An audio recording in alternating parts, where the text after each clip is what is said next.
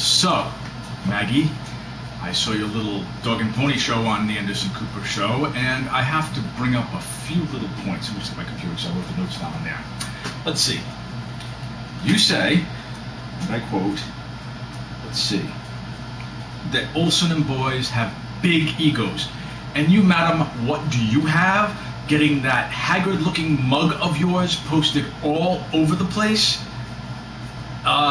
Is that the pot calling the kettle black? Jesus Christ, Maggie, could you come up with a more ridiculous fucking statement? Let's see. You're optimistic about the Supreme Court. I will say I'm optimistic about it too. You know why? We have 3 women now. Ruth Bader Ginsburg, Sonia Sotomayor, and Elena Kagan is being seated, you bitch. Just need 2 more. Anthony Kennedy, perhaps? Yeah, it's gonna happen. Just like it happened with the civil rights in the 60s and everything else.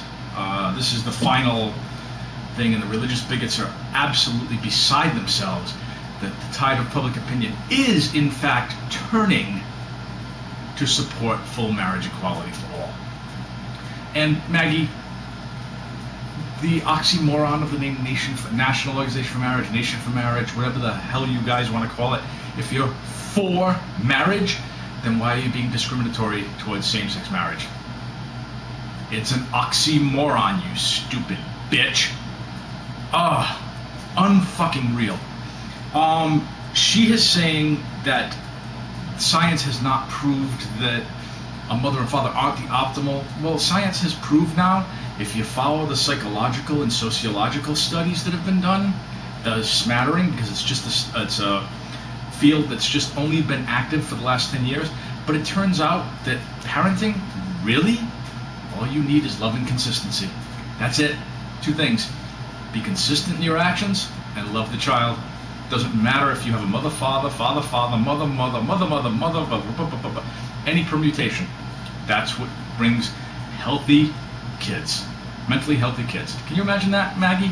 I don't think you can, because your bigoted views don't incorporate that.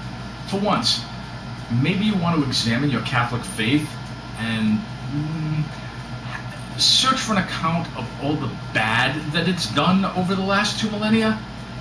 You know, the Crusades, the all sorts of good little, the Salem witch trials. There's a zillion little things that the church has condoned or actually sponsored over the last couple of millennia that are, and even today, you have Bishop Morlino out in Milwaukee with his prayer at the end of his little anti-gay marriage thing, saying he wants us to protect us against any unjust discrimination. Motherfucker, please! How can you fucking say that after you sat there at one of the bigot cavalcade's little tiny fucking vocal minority gatherings, and you're gonna come out and say that afterwards as though, you know, oh, you care about everything? No, you don't. You don't care about everyone, Bishop. You care about basically securing your own fucking future. That's it. But back to Maggie, right? She says that the judge is biased. Judge Walker is biased. And when pressed for it by Anderson Cooper, she says, I don't know. And that's right, you don't know, because what you're doing is manufacturing charges based on the fact that he wanted to video the proceedings. Well, you know what? He should have been allowed to. Everything else, even local courts video now, why the federal courts don't, it's beyond me. It's the height of ridiculous. Because had we videoed, we would have seen David Blankenhorn pretty much make the case for the marriage equality folks. We would have seen Victor Tam, what's his name, Hexing Tam, pretty much admit that, yeah, it's based on group hatred and bigotry towards other groups.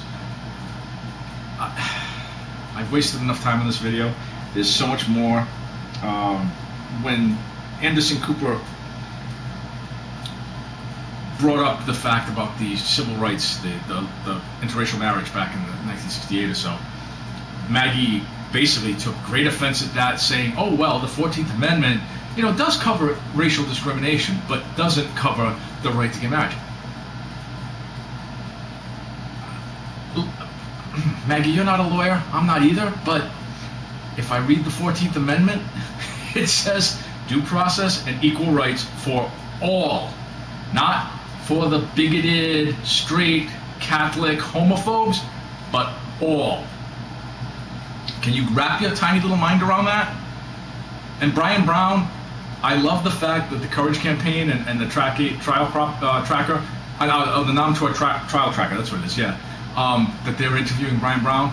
Brian, number one, could you be more disingenuous when people ask you questions that deserve a valid answer and you chuckle and kind of laugh derisively about it?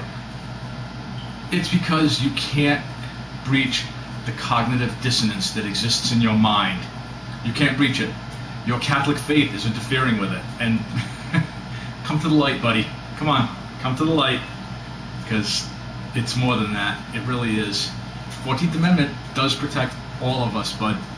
Yep, you, Maggie, Lou Marinelli. Oh, that's... look at me. I'm Italian-American. God damn it. Why do we have to have such bigoted, fucking authoritarian assholes among Italian-Americans? I don't get it.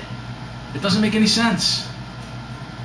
But mark my words, this is going to come... Oh, and one thing I just want to touch on Evan Wolfson's statement that it will be appealed. Not necessarily. An appeals court and the U.S. Supreme Court has the right to reject a hearing of a case. They can just say, look, it's been argued correctly, there's no point in beating a dead horse, and just say, yep, we reaffirm and that's it, done. So hopefully that's what will happen. That'll kick it up to the Supreme Court, because I'm sure the bigots can find the money to defend it up there.